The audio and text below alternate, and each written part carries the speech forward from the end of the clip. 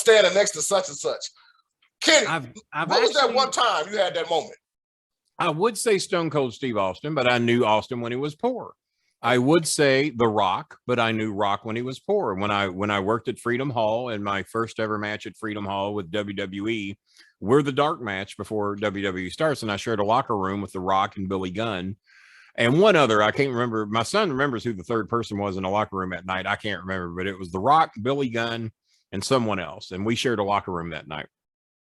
And that was kind of awesome. And I guarantee you, Rock did not even remember knowing me back in the 70s when he was Flex Cavana in Memphis.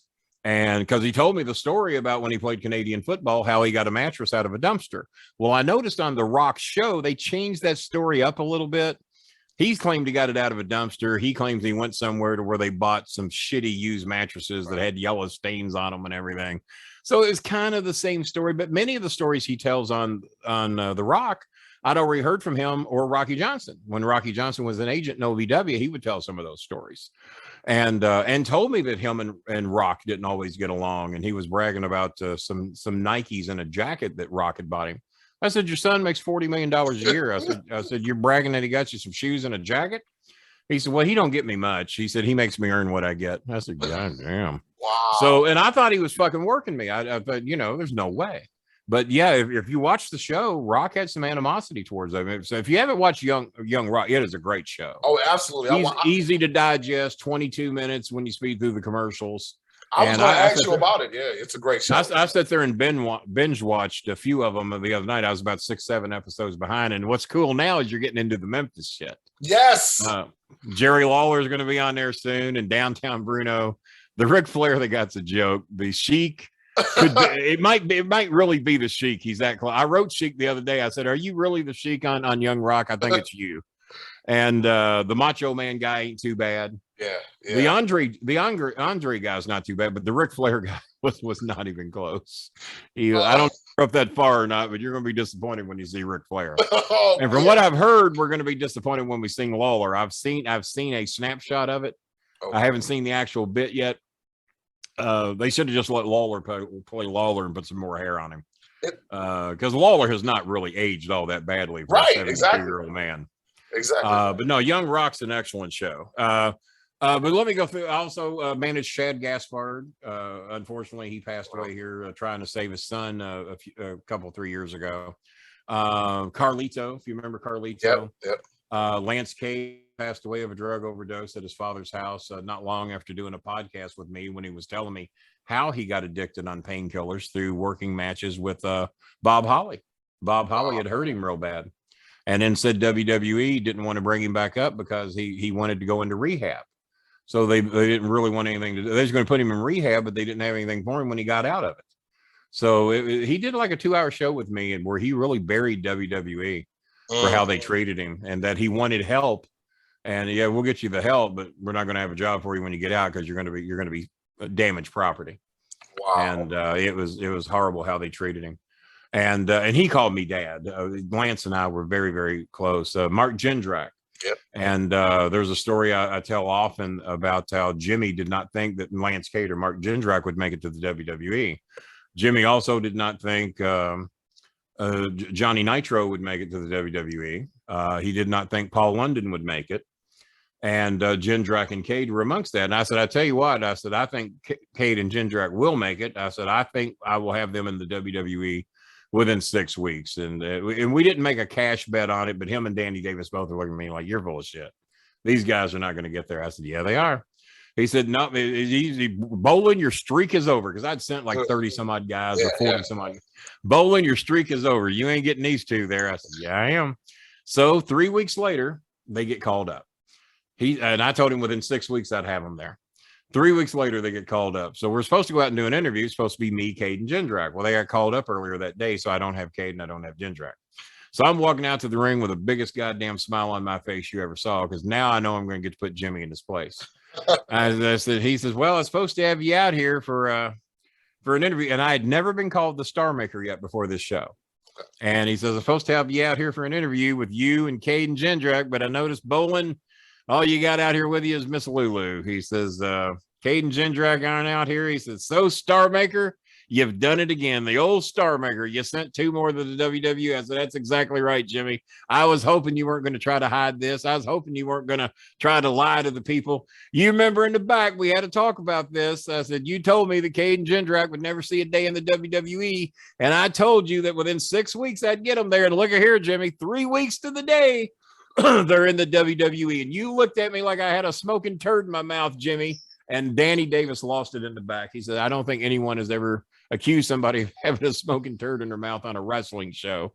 Jerry Lawler heard about it, and he asked me about it. He says, Kenny, why would you accuse somebody of having a smoking turd in their mouth? I said, it just seemed like the thing to say.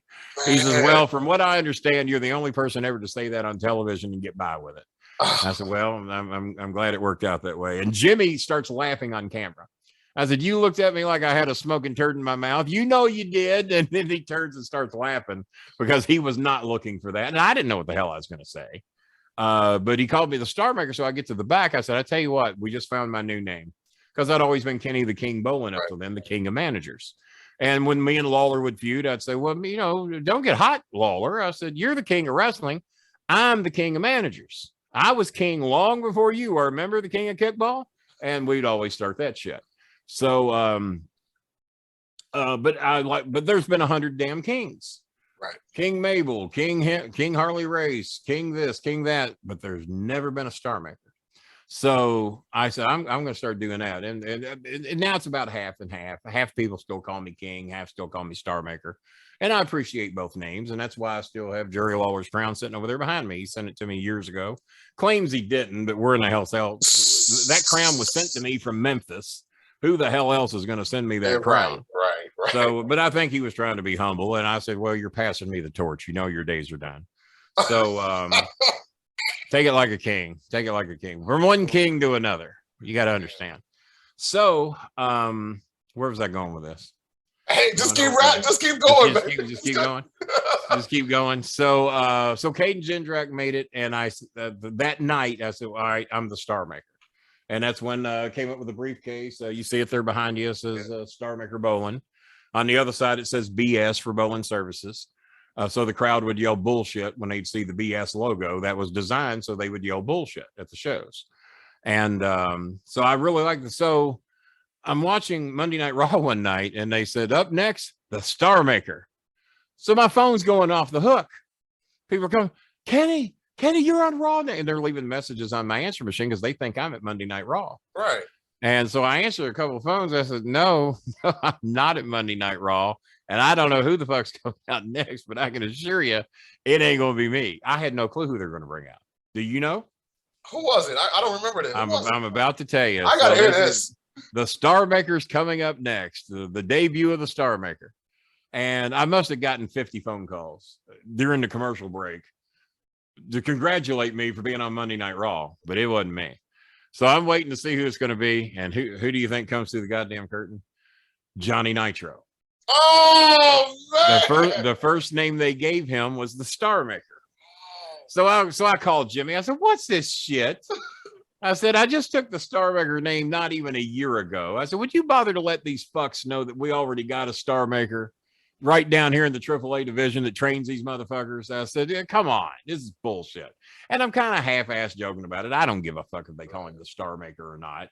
And we have a built-in feud if anything ever happens. Yeah. Who's the real StarMaker? Fuck you, Johnny Nitro. I'm the goddamn StarMaker, not you. Get the fuck out of my ring. Yeah, we had a built-in storyline if it ever come to that. I want you to know the next week they took the StarMaker name off from him and he called him something else. I don't even remember what his new name was. He was only StarMaker for 1 week. I was about whether me and Jimmy bitching about it had anything to do with it, I have no idea. Oh man. But I was kind of half-ass bitching about it, but I didn't give a shit. You know, it was like when Charlotte Flair declared herself the StarMaker. Well, WWE had given me a copyright strike on my show because I had the Freedom Hall show on in the background promoting them doing SmackDown at Freedom Hall. Right. In my hometown, the goddamn arena is 1.8 miles from my door, the Yum Center, 1.8 miles away. Churchill Downs is 4.2 miles away. I did not have any money on that 80 to 1 horse, by the way.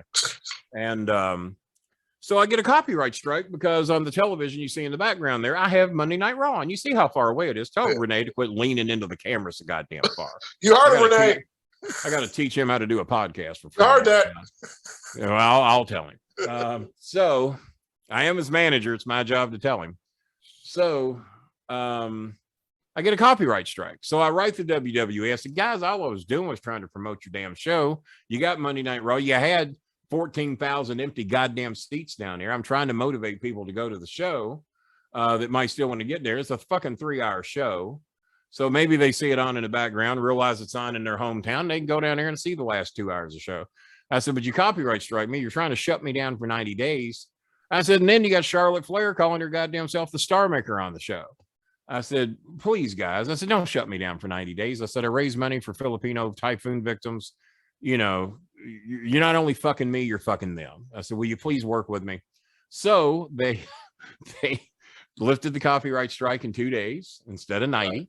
Okay. And Charlotte Flair quit calling herself the StarMaker. So, but I thought it was fun. I was hoping she'd keep doing it so I could bitch about it on my show. But so 2 people have tried that StarMaker shit, and they each only got to do it for 1 week.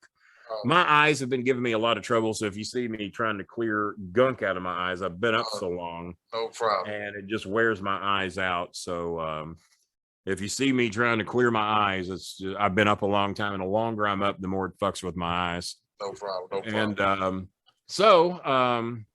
yeah. So 2 StarMakers, they lasted 1 week. I've been around. I wish I knew the date of that show. I'm probably going to have to do some research and find out what day Cade and Jindrak got called up to the WWE, because that's when I became the StarMaker. I'd never been called that before, and that's one thing I got to thank Jimmy for, is he's the one that gave me that name. I did not come up with it. They did, or he did. So everybody thinks I shit on Jimmy all the time, and there's a lot of things I shit on him about. Racism, shit like that comes up. No one's recorded me saying the N-word 16 times. So, right. And my father was the leader of the KKK in Norfolk, Virginia, or my biological father. Okay. So if anybody would have been recorded saying that word, you would have thought it would have been me. Right. No, it wasn't me.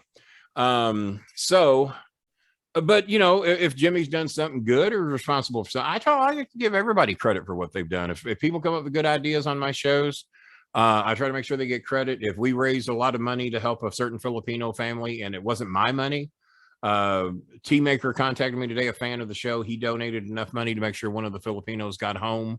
Hadn't seen her mother in 4 years, and he made a big donation to make sure she got home. So I made sure she knew where that money came from. It didn't come directly out of my pocket. A fan named T-Maker, who's in the military, made sure you got home. So I like to give credit where credit is due. Renee's kind of creepy peering over at camera like that. Yo, I gotta ask you this, Kenny, man. Since you brought him up multiple times, man. How are you guys now, man? Have you guys squashed it? No, we haven't spoken in 5 years. You still haven't squashed it, man? Okay. Okay.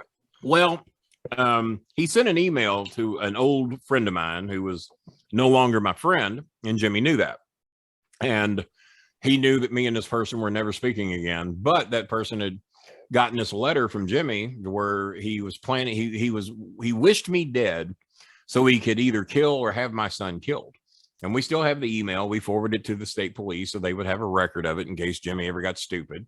When somebody threatens to kill your son, that pretty much ends the forgiveness path has pretty much worn its way. So, no, I don't think we'll ever speak again. It's unfortunate. I did reach out to him when Bobby Eaton died, and he'd already threatened to kill my son then. But my son had told me the only person that could make me forgive Jimmy for what he's done is Bobby Eaton. So when Bobby died, I was going to make sure Jimmy knew that, hey, Bobby was the one guy that could have fixed this shit if you'd have just let it happen. But I got nothing to apologize for. I reached out to him a few times. He's the one that is recorded saying all the racist shit, homophobic shit, womanizing shit. It ain't me. He's the one that got furious that I started working for Russo. Well, Russo paid me a lot more money and he appreciated what I was doing. He wasn't fucking trying to work me for a favor or get mad at me and ban me for 6 months. If I worked with somebody Russo didn't like, Russo wanted me to stay friends with Jimmy. He didn't want any heat with the problem. And so I got nothing to apologize for, but yet I was still willing to work with him. And when you threaten to kill my son, well, that shit's over. You know? Yeah, absolutely. Yeah. And if people, and there's people still do, oh, Bolin lies on Cornette all the time. He don't know. Jimmy's not like that. Well, fuck you. You don't know. I was his friend for 45 fucking years. I know shit that y'all still don't know about. Shit that I'm terrified to tell because y'all wonder why I didn't fucking tell it before.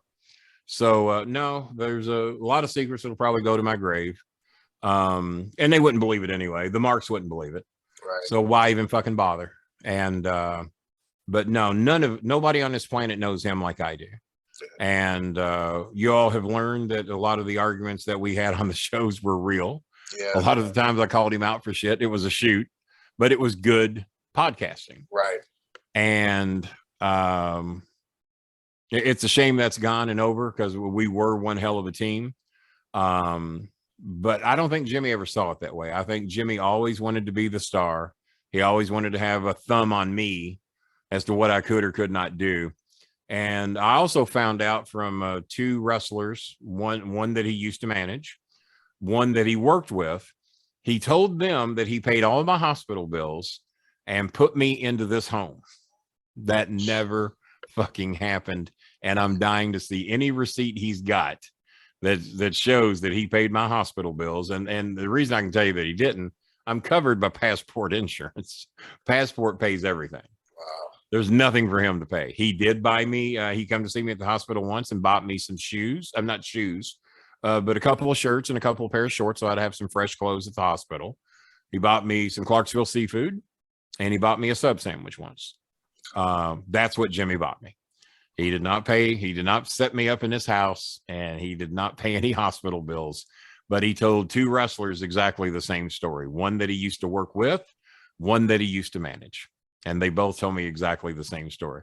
Well, why ain't you more grateful to Jimmy, man? He paid your hospital bill. I was, oh, really?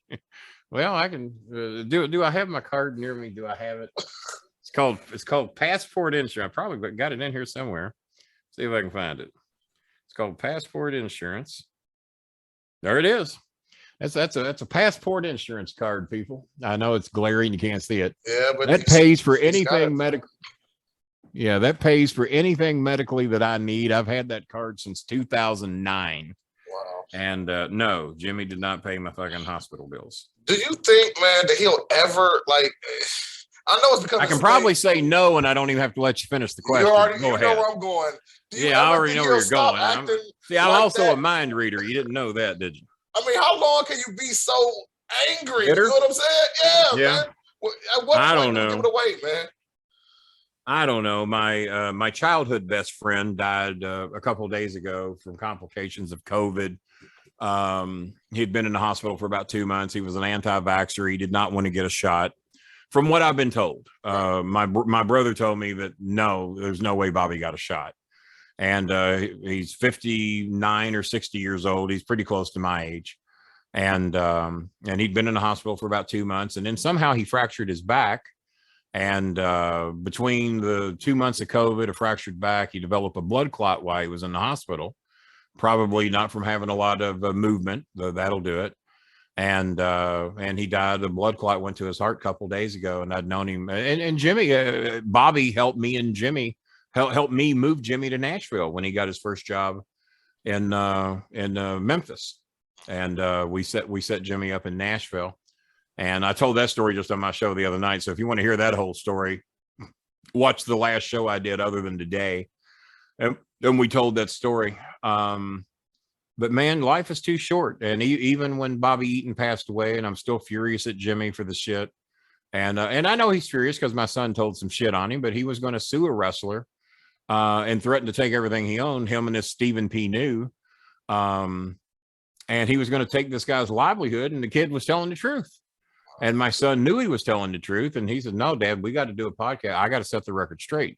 They're not going to do that. And if they want to subpoena us and call us liars, we will have subpoena power. We can have people come to court. Stephen P. New wants to threaten us. Let him fucking threaten us. That's been 3 years ago. Ain't nobody fucking sued us yet. If they do, we're more than willing to go to court. I got people already said, send me a subpoena. You don't have to send me a subpoena. I'll come. But if I need to be subpoenaed, I'll come to court and testify, and they will rue the fact that happened. So we'll see if they ever want to do that. I'm happy to go to court if they want to. Been 3 years. Ain't nobody took us to court yet. So, and if they do, that'll be some interesting shit, and we'll have all kinds of stuff to reveal if that ever happens. I understand. So we will see. Well, Kenny, the next segment, let's change it up a little bit. It's called Book Yourself. Now, Kenny, you still got a lot of fire in your system, man. I can tell by talking to you. But if it was to take Kenny, I wish my knees had some of that fire. That would change a lot of shit. But go ahead. But if it was to put yourself right now, StarMaker, King, Kenny Bolin, anywhere in the business, whether it be AEW, whether it be WWE, Impact, or something in the past, if you could take you right now and place yourself, where would you be? What would you do, man? What would you book yourself? WWE should be my home because that's the product that I knew the best. And but when you don't have room to have Jerry Lawler doing do commentary every week, something's fucked up. Jim Ross needs to be at WWE. You do not need Tony Schiavone and Jim Ross and the mask guy. What's his name? Excalibur. Excalibur is very good. I don't get the mask gimmick. He doesn't need the mask. Unless he's always had it, like a Rey Mysterio. But hell, Rey Mysterio worked with us in OVW with no mask. Everybody knows what he looks like. Yeah. He put out publicity pictures with no mask, so everybody knows what Rey looks like. I don't know what Excalibur looks like, but you listen to him. He's a very good play-by-play style announcer. I don't know about color. I don't know about a color announcer. I think the best color announcers, and I'll put myself in there. When I was at OVW, I thought I was a pretty damn good color announcer because I didn't do it exactly like everybody else did. And 90% of the time I was putting over the heels, but you have to mix that up and every now and then put those baby faces over a little bit, but maybe in a different way to where you're concerned about how good that baby face is or something similar to that. So I thought I was pretty good. Lawler was pretty good. Jesse Ventura was the fucking best as color commentator. Bobby fucking Heenan, who I got to work with one time. It's on, as a matter of fact, if you're a member of my show, that's one of the videos you can see is the Bobby Heenan video that we did together at OVW. And he was the absolute best. There was no manager ever better than Bobby Heenan. What I think it takes to be a real good manager is a quick wit, which I think to this day, even at 62, ain't bad. It ain't what it was, but I don't do too bad. You normally can fire something at me. I can fire it back. I might have been better 15, 20 years ago. I don't know. Shit. I have just as much fun doing that shit today as I did then. But and Jimmy Cornette and Jerry Lawler both are the king of reciting. They both have studied joke books and gimmick books, and they learn shit from other territories and promotions. And Jerry will admit his memory's not that good, but boy, he can sure remember a joke book.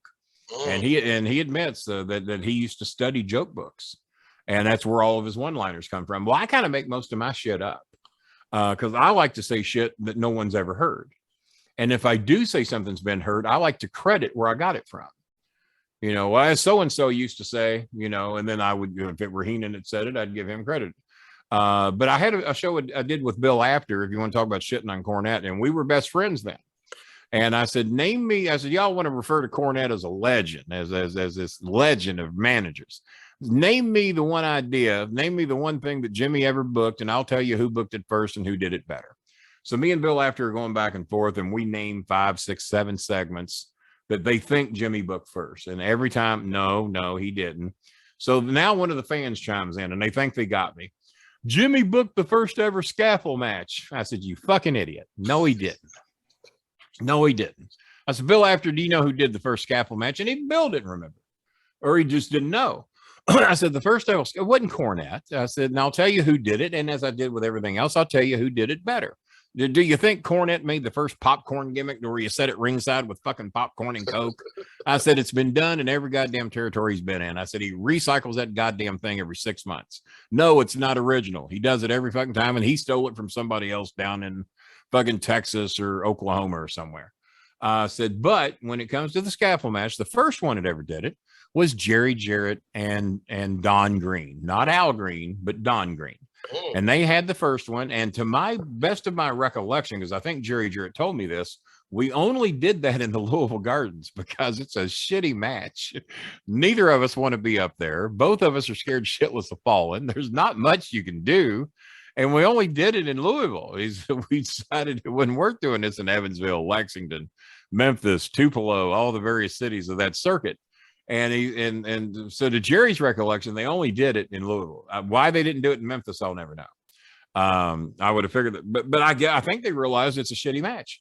And I said, and why they did it better, neither one of them blew their fucking knees out and had to miss 8 weeks of wrestling. And then Russo piled on that. He said, yeah, he says Cornette blew his knees out like a fucking mark that didn't know how to work. Now he didn't say fucking, but I did. Yeah. And but he says, yeah, like a mark, Jimmy blew his knees out because he didn't know how to take a bump. And then Jimmy blamed oh God, who was the big guy with the hat? He's not with us anymore either. Dusty Rhodes busted a chair over his head once, and the guy's hat stayed on. Big Bubba. Yeah. Big Bubba. And what was the prison gimmick he did with WWE? Was he Big Bubba Rogers then as well? No, he was Big Boss Man in WWE. Big Boss Man, Big Boss Man. So Big Boss Man was Big Bubba then, and I remember one bit where Dusty Rhodes hit because Big Bubba come out to save the day for the heels, and Dusty Rhodes picks up a wooden chair and bashes it over Big Bubba's head, and his hat and glasses stayed on. His fucking hat and glasses stayed on with a busted chair all wrapped around his neck, and he just stood there like, you stupid fuck. You just tried to hit me with a goddamn chair. And it was one of the funniest bits I ever saw. And that was when Cornette was down there. And but he blamed Bubba because he said Bubba was supposed to catch him, and Bubba didn't. So when Jimmy blew his knees out, and I knew he couldn't work for the next 6 to 8, maybe 12 weeks, I said, Jimmy, this is it. Your old buddy takes over. And everybody in Atlanta knew me. They knew how tight me and Jimmy were. They knew I knew everything about them. I said, this is where I step in. Let me manage the boys. And I'm going to I'm an atheist, but I will put my hand to whatever it is you believe in when I tell you what Jimmy told me, why I couldn't do that. I said, I'll step in, I'll manage the boys, and eventually you're going to get better. And when you come back, okay, Kenny, thanks a lot, man. Y'all did a great job. Glad you still got the belts if we had them. And if we didn't, well, Kenny, you didn't quite, you lost the belts and you don't have them back. But hey, I'm here. I'll take over. And well, Jimmy, not so quick. Bobby, Stan, or Dennis, whoever it was at that time, would you all like to go back and work with Jimmy? And they just shake their head no. And then Jimmy's forced now to go get a new tag team.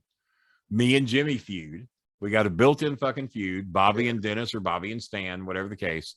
They don't want to go. I think it was Bobby and Stan by then. Okay. I think it was. Yeah.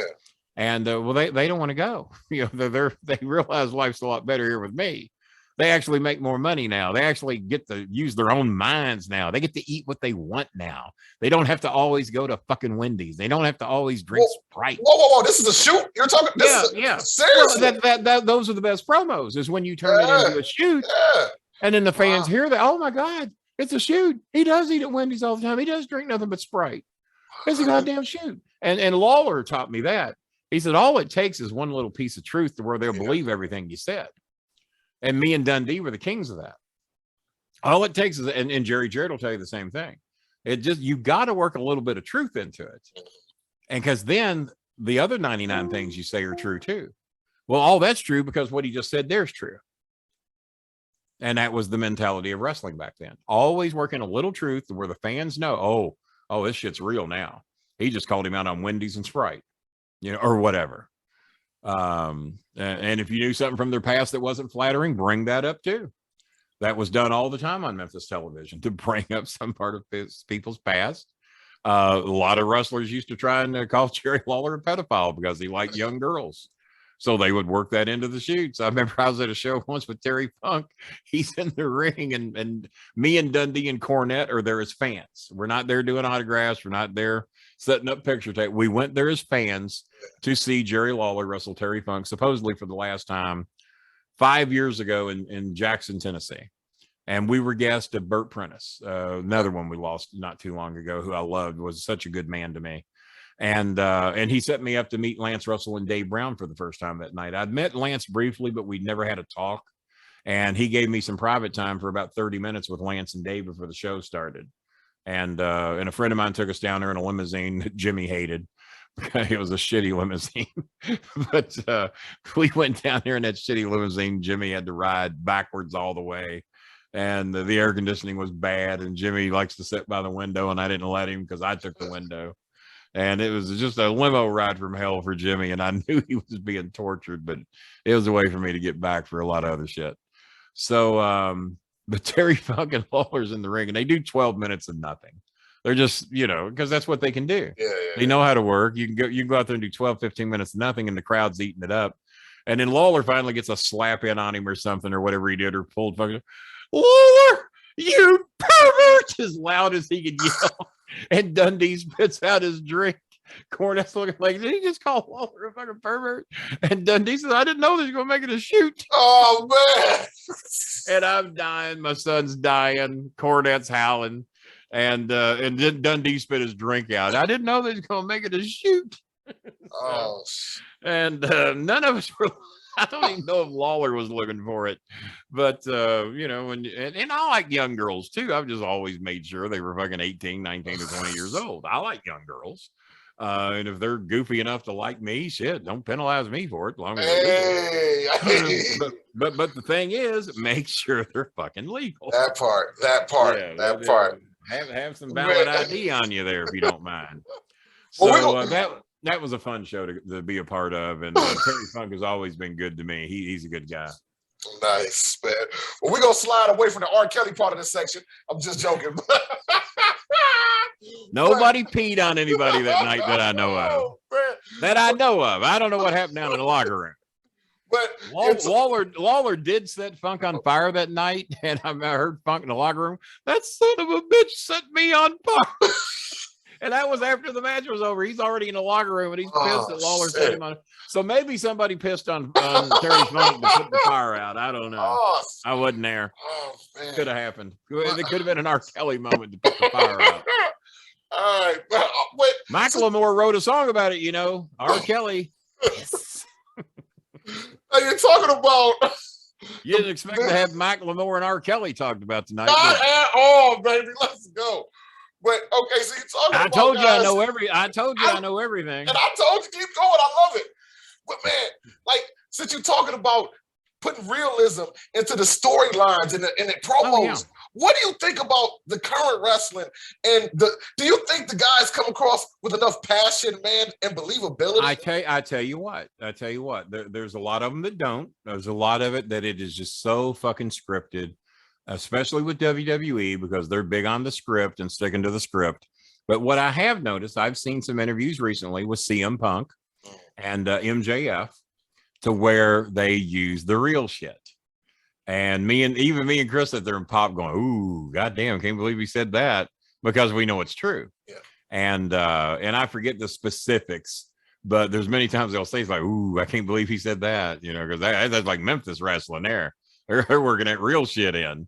But that's when the smart marks pop, because now they think they're in on it. And they, oh, that was real right there. Right. And they don't realize that they're using that to work the marks. Yeah. But that's why it's done. And me and Cornette were masters of that. We knew how to pull each other's trigger. I knew everything about Jimmy. Jimmy pretty much knew everything about me. And he had free reign to get me at anything he wanted, and I'd go along with it. Many times Jimmy wasn't too thrilled when I would shoot on him, because his truth he was not as fond of as he was needling me over the Kroger meat scam, or stabbing my mother in the back, kicking my mother out to get rent from an Australian girl, shit like that. Oh my God.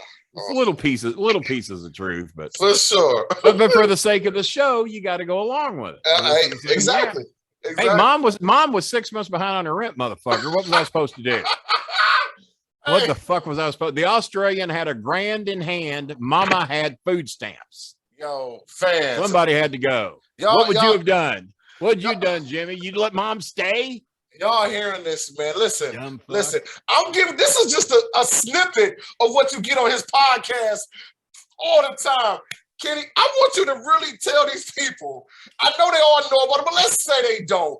Why they should let's say these dumb fucks don't know shit. Right. Tell them why they should watch your podcast, and then why they should join the Patreon, man. Come on. Well, with the Patreon, I haven't really promoted as much. I think we're going to try to get that rolling again. We got a little bit we've done over there, but now that we're monetized on YouTube, I demonetized my YouTube So you don't have to pay the $14, $17 for YouTube Premium. So you don't get 31 commercials during my shows. But to make up for that, we ask you to become a member. If you enjoy the shows, become a member. You can get memberships for $2.99, $6.99, $24.99, $49.99, which is the money mark. And then the Brian Last Stooge Memorial, to where if you buy that, you can say anything to me you want and you won't get blocked. And we've actually had a couple of people buy that. But too chicken shit to bow up on me to get the maximum of their $99. They just pay the $99 to say they got it. So, but that's the Brian Last Place Stooge Memorial for $99. We've only had a couple of people get it. We've had a few money marks that pay the $49 a month, and they get some special shit too.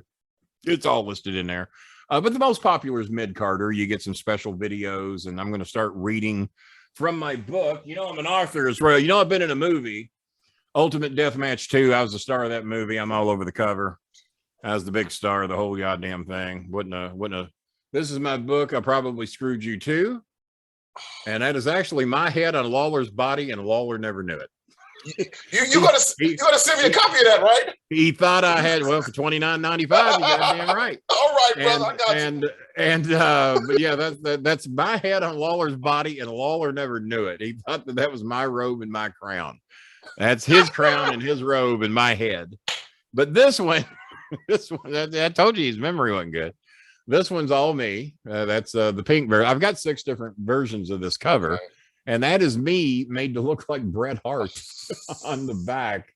And I was 19 years old in that picture. I know it's hard to see, but if you buy the book, you can see it. Yeah. And that's me made to look like Bret Hart. I figured the pink cover had to have some Bret Hart on it. So that's a couple of copies I got left. I sell these signed for $29.95. I put a couple little extras in there, a Bolin Alley badge. I send out my personal business card with it. So that way you're a card carrying member of the Bolin Club, which the business card looks like this shirt.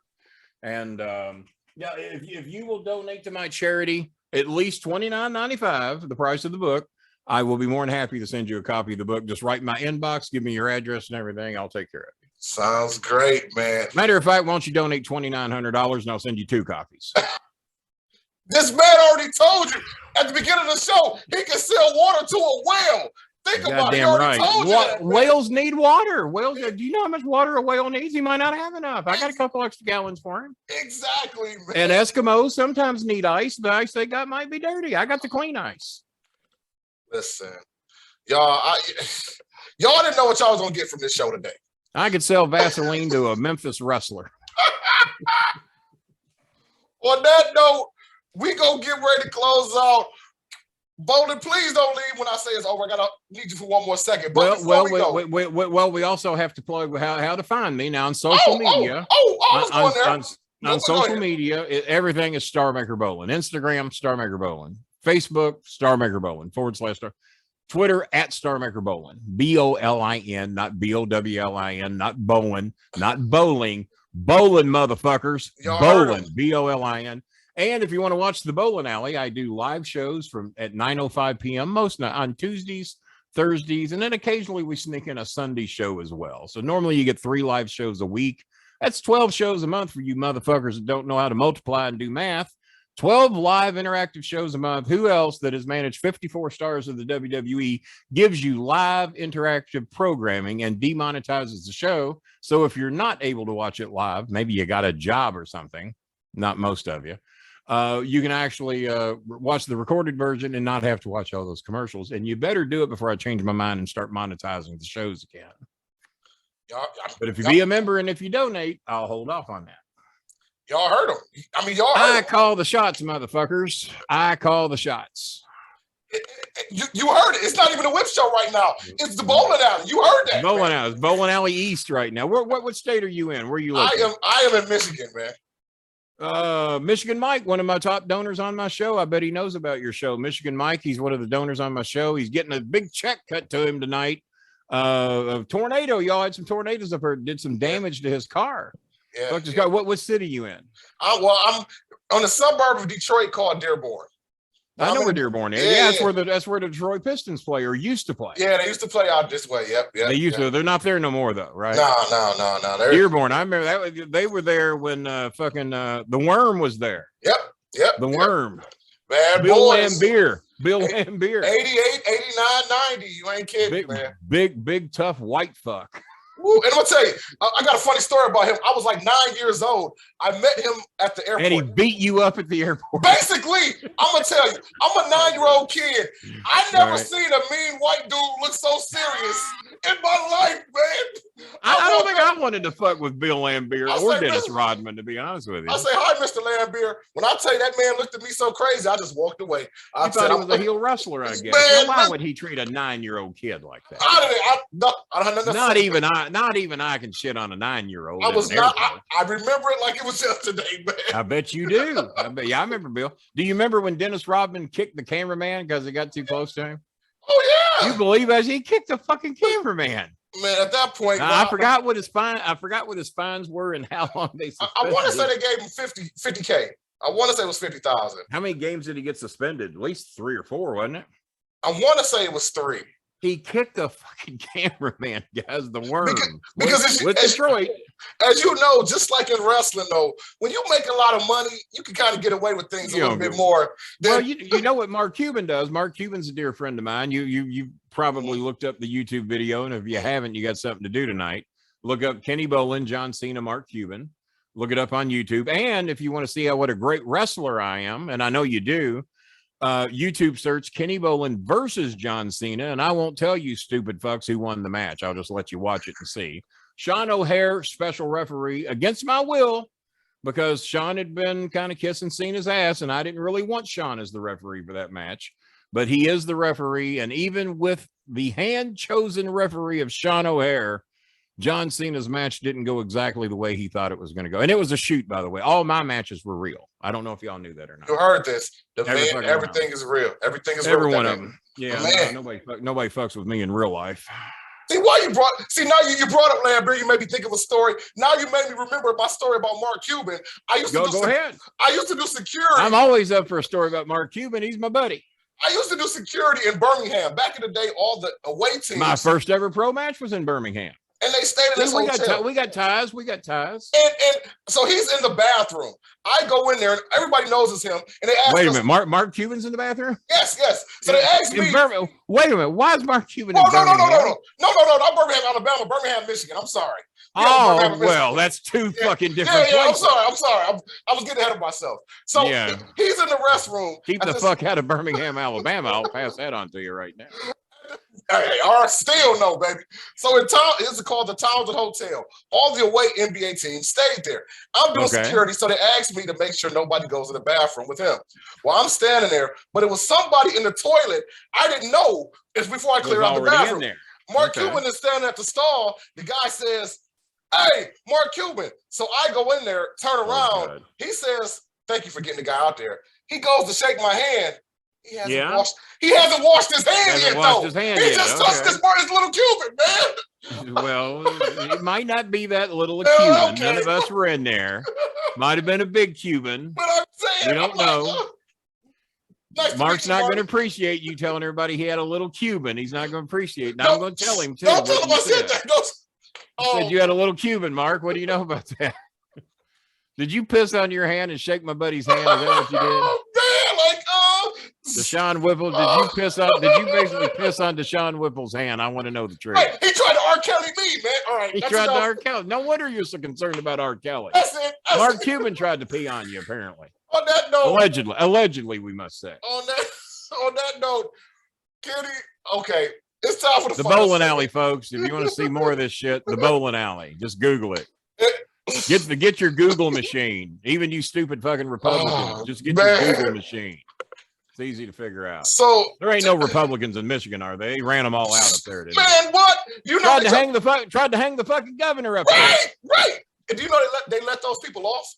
I heard. They let them. I said, my God. Well, Trump wanted to give them medals. Yeah, and listen, before they rushed the Capitol January 6th, they did it in Lansing, Michigan, which is our state capital before then, man. Basically did. They already. They already had a blueprint of how they were going to do it because they rushed our capital, man. Yeah, that was a test run up there in Lansing, Michigan. Yeah, and that's what we found. Now, Lansing, that's where Michigan State plays, right? Yes. That's where Michigan State. And Ann Arbor is where the Wolverines play. Are you a Michigan State guy or Wolverine? I am a Michigan State guy. I actually went to Michigan State. Did you really? Yes, I went to Michigan State. Yeah. Well, you know who I'm loyal to at Michigan State. When my son was born in 1987, your biggest star, I told you what my real name was at the beginning of the show, or not my real name. My name was Kenny Bad Moon Rising. You all had Andre Rising. Yes. He played for Michigan State in 1987, the year my son was born. Okay, yeah. And he was known also as Bad Moon Rising and went on to be a big star with the Atlanta Falcons. Mm-hmm. Yes, he did. Oh, I told you I know everything. You ain't I see, man. I see. Man. Well, with that the Worm, said, Bill Lambier, Bad Moon Rising, I know all of them.